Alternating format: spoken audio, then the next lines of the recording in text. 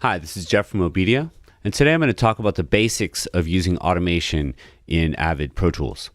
So to begin with, let's dive right in. Let's just take a look at the 5 basic automation modes available to users of all versions of ProTools.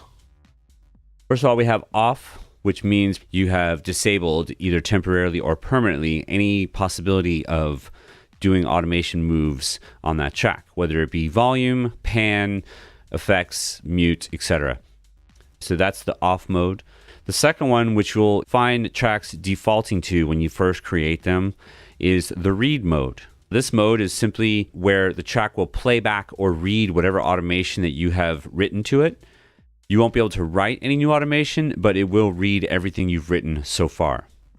For the next one down, I'm going to actually skip down to the bottom and we'll talk about write. The other two, touch and latch, we'll get into in just a minute. Write is the main mode that you're going to be starting out writing automation in when you're ready to do some stuff. So all you have to do is make sure it's in write, choose the parameter that you wish to change. In this case, we're using volume, and simply move the fader either on the screen or on your control surface. I'll do it on the screen so you guys can see how you do this without any extra hardware. Right now we're looking at the volume automation view of this particular track. I'm going to lower the volume, you can see, and bring it back up. And it's going to stay wherever I left it at. Okay, let's go ahead and write a pass. We'll go into write mode. We'll move the fader down and back up and back down and back up. Notice that it's sticking where I let the mouse go. Then it jumps back up to where the previous level was. Also very important to note about the write mode is that it's always recording automation, whether you're making moves or not. So that's very important, especially if you have previously written automation that you wish to keep. So that's how the write mode works.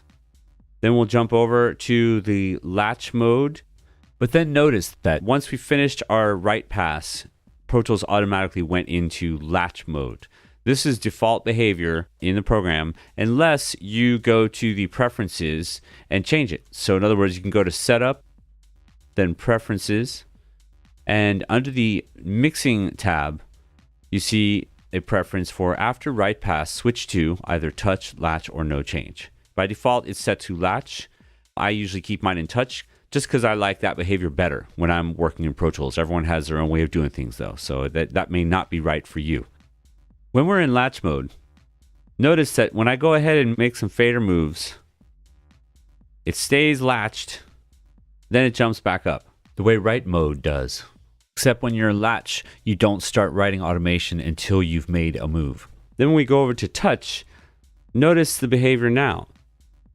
So we'll go ahead and make some automation moves. But notice, as soon as I let go of the mouse, the level jumps right back up to where it was before. It does not latch down or up. It jumps up or back down to wherever your original parameter levels were. So this has just been a basic rundown of the automation parameters in ProTools. There's a lot more to it, a lot more advanced you can get. And I encourage everyone to dig deeper now that I've gotten you started. This is Jeff from Obedia. Thanks for stopping by.